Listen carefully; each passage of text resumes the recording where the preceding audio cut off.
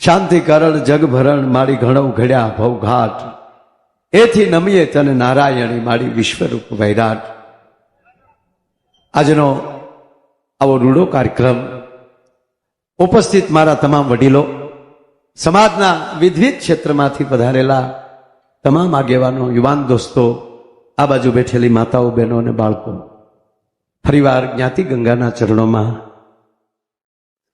કળસરિયા સાહેબથી લઈને સેલે બેઠેલ વ્યક્તિ, આ બધાના ચરણોમાં અહીંથી કોટી કોટી પ્રણામ કરું છું. મેં ગણપતિ વંદનાથી કાર્યક્રમની શરૂઆત કરી. પહેલો શ્લોક: વિઘ્નેશ્વરાય વરદાય સુરપ્રિયાય લંબોદરાય ચકલાય જગતજીતાય નાગાનનાય શ્રુતિ યજ્ઞ વિભૂષિતાય ગૌરી સુતાય ગણનાથ નમો નમસ્તે. વાહ વાહ, આ દીકરીને તાળીઓથી વધાવો. વાહ, મારા માથા પર હાથ તો મૂકી જા. હા, એટલી ઉંમરે દેતા શીખવાડે ને એ મોટા થઈને કંઈક કરે જ થશે. હા, એમાં કોઈ સવાલ નહીં. એટલે તમામ વયોવૃદ્ધથી લઈને બાળક સુધી આપ બધાનું આવેલી હાર્દિક સ્વાગત કરીને,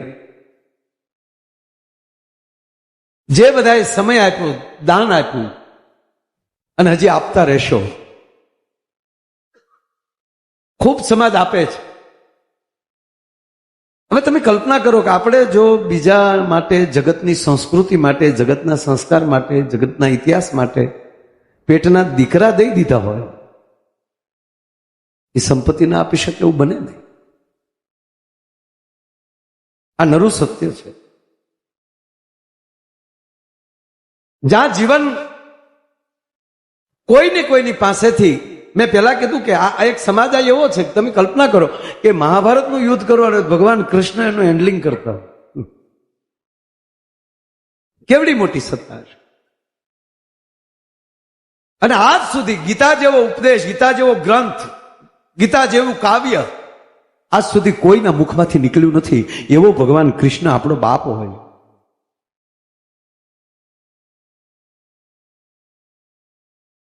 આવી રૂઢી બધી વ્યવસ્થાઓ ધીરે ધીરે થતી હોય અને લગભગ બધા દાતાઓ જે કઈ કીધું એને કીધું કે ભાઈ અહીંયા અમારા છોકરા ભણવા નથી આવવાના. આવું આપણે કહીએ, આ તમારા જ છોકરા છે.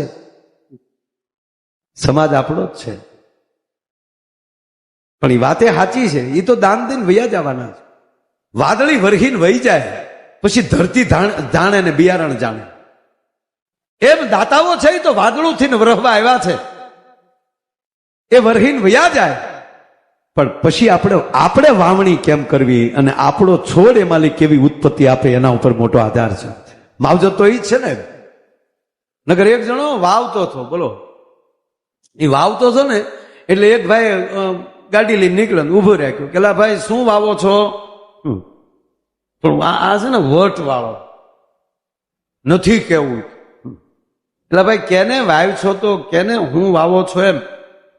બોલો કે ખેતર મારું, બળદ મારા, હાથી મારું, અને હું તને કહું હું વાવું? નથી કેવું.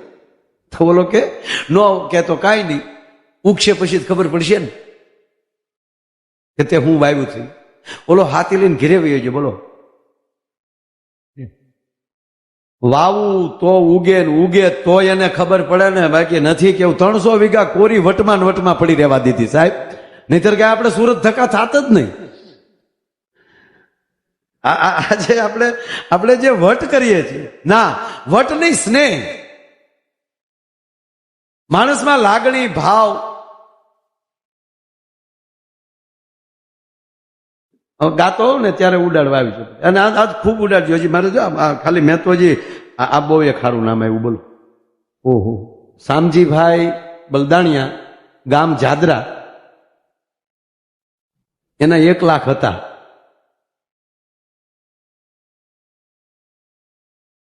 એમાં એને ભેળવા છે 4,55,555, એટલે મળીને 5,55,555. જોરદાર તાળીના ગળાથી વધાવો. આનું નામ ઉગાવો. અને હકીકત છે, તમે એક દાણો વાવો ભગવાન કેટલો બાજરો આપે. એક દાણાને બદલે આખું ડુંડું આપે. પણ વાવીએ તો, અને તમે આમ જો ઊભું વાવો કે સીધું, બિયારણ ગમે એમ પડે પણ મારું ઉગે સીધું. કોઈ દેવ બન્યું કે અમારે એક શાહ એવો છે કે આમ આડા દાણા પીડ્યા અને પાડોશીના ખેતરમાં કોટા નીકળ્યા. ના ના, વાવશો તો તમારા જ ખેતરમાં કોટા નીકળશે, એમાં કોઈ શંકાને સ્થાન નથી. પણ લાલચ મરી જવી જોઈએ. આણે આપ્યું છે તો હવે આપણે કંઈક કરીએ. નહીતર એક ફેક્ટરીમાં આગ લાગી, એક ફેક્ટરી, કોઈ બારૂદ ન નીકળ્યું, બધું ભડસું થઈ ગયા. હા, કંપનીનો માલિક સારો હતો.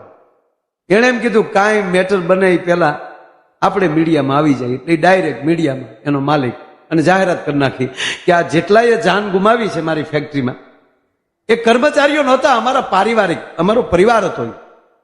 એને જે કાંઈ કાયદેસર ફાઇલ પર જે કાંઈ છે એ વીમા તો મળશે જ, પણ અમારી કંપની તરફથી દરેકના ખાતામાં 51 લાખ રૂપિયા એના પરિવારને આપવામાં આવશે. એટલે અમુક પરિવારે કીધું ભાઈ પૈસા શું કરવા, માણા વૈયા ગયા પછી તો હું.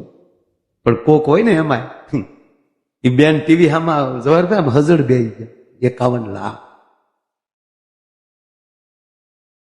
શેઠિયો થોડો કહેવાય, ભગવાન કહેવાય, ભગવાન. વરથારને ભૂલી ગયો, શેઠિયો ન કહેવાય, આ ભગવાન કહેવાય. દીકરા અહીંયા આવી તો બટા, આ સમાચાર આવે જે ફેક્ટરીમાં આગ લાગી તાર પપ્પા જાતા નોકરીમાં એ જ ફેક્ટરીમાં? કે હા મમ્મી. ધીરજ રાખજે બટા, હિંમત રાખજે, કારે હું સમાચાર આવે એ નક્કી નહીં. આ તો ભગવાનની ઈચ્છા હોય એમ થાય, ઈશ્વર આગળ થોડું આપણું કાંઈ હાલે. 51 લાખ.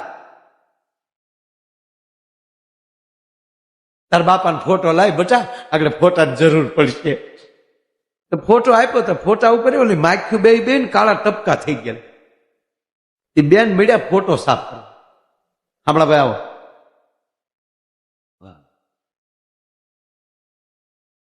ફોટો સાફ કરતા બેન રોતા જાય, તમારા આત્માને સદગતિ કરજો, 51 લાખ. જરાય ખોટો લગાડતા નહીં, તમારા આત્માને ભગવાન બાજુ રાખજો. અમે તમારા માયાબેન પ્રોગ્રામે રાખશું, ભાગવત કરીશું.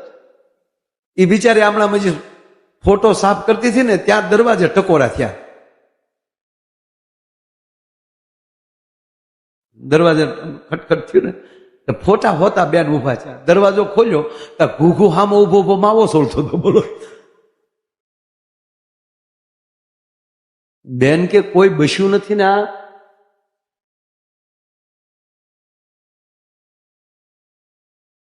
એને શું છે અમરીશભાઈ, આ પદ્માને મળવા આવ્યું. એ બેન નામ પદ્મા હતું. કે આ ભૂત થી મળવા ન થયું કે જાતા જાતા મળતો જાવ, મારી પદ્માને કેજો રે. પણ એ બેન ને કહો કે કીધેલું ભૂતના પગ અવળા હોય, એનો પડસાયો ન પડે. બેને જોયું કે એના પગ તો આના તો સપર પગાના પગ આવ સીધા હતા, પગ સીધા, પડસાયો કાળો ધપ પડેલો. બેન હજર થઈ ગયા.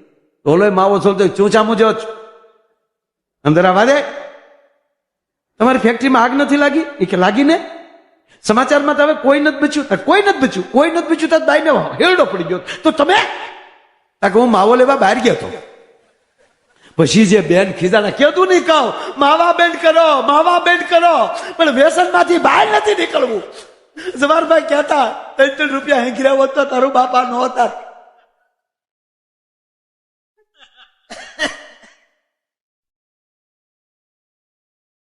જીવન કેટલું જીવાય એની કરતા કેવી રીતે જીવીને ગયા. તમારી પાસે સમય હતો હાથમાં ત્યારે તમે કેવું મેદાન મારીને ગયા, જેથી કરીને નામ રહંતા ઠાકરા નાણા નહીં રહંત, કીર્તિ હુંડા કોટડા કોઈ દી પાડ્યા નહીં પડે.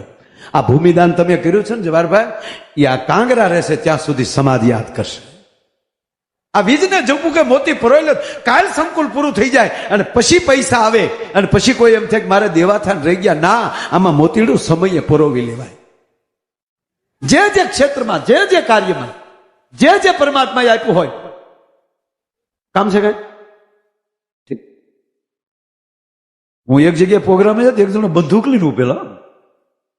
હવે આમ બંદૂક કરે છે તો એકચ્યુઅલી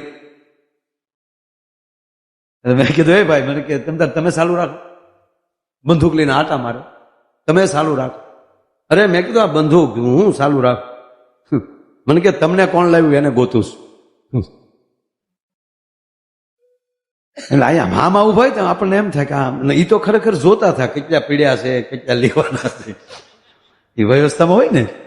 પણ મેં કીધું એમ કે આજે સમાજ જયારે ભેગો થયો હોય ત્યારે જેમ ભગવાન કૃષ્ણ માં જશોદાના ખોળામાં રમતા જોઈને કવિ કાગ લખે એમ આજ સમાજ જયારે ભેગો થયો હોય, જયારે જવાહરભાઈ મને એટલું જ